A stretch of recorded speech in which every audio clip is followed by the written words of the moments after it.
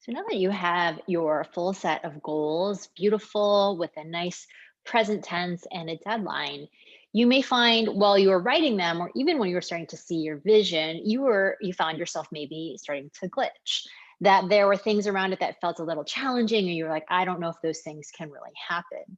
And that's where the power of I am and declarations comes into play. So, the power of I am is really around declarative statements and using language to create the reality around you. So, you may notice the power of this language can come into your life in other ways. As you've been observing below the line of choice all of this time, you may notice there are statements that are living inside you, such as, I am not good enough. And if you repeat that to yourself enough over and over and over again, it becomes true in your reality. The good news is going the other way also creates the reality of your declaration. And so the declaration comes in uh, three different categories, and then there's an overarching declaration. So, your overarching declaration takes care of what it is in your life that you're looking to do. And when you're creating a declaration, you're just starting to look for good, powerful verbs.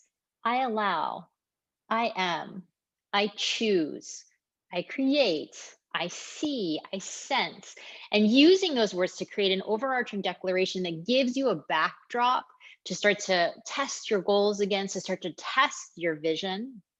So, when I was learning to do a lot of this work, my experience in my life was frequently that things happened to me. And they were often wonderful things like great jobs or things that I was excited about. But there was always this experience that things happened to me rather than I was the one actually generating it. So, for myself, my overarching declaration is I create my life. Other declarations that I've seen that have been very powerful in Amy, I trust. Starting to, I listen from my intuition, starting to really see these things that are giving you that overarching sense of what it is you're looking to create in your life, and then giving you, I kind of think of it as like this backdrop that you can test your goals against, and you can start to see for yourself. And then we have three more declarations: personal, career, and your health.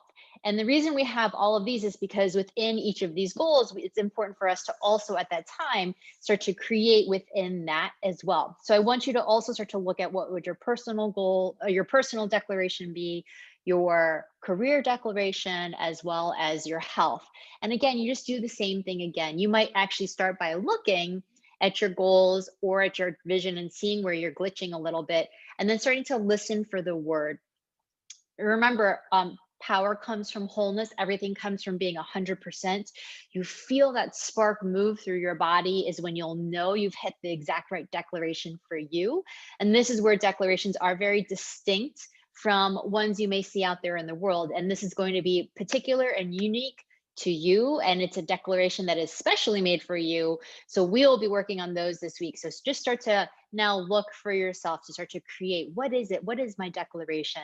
What words would be powerful for me? Where do I feel a little challenged in these goals? And then starting to write declarations that are really impactful for you.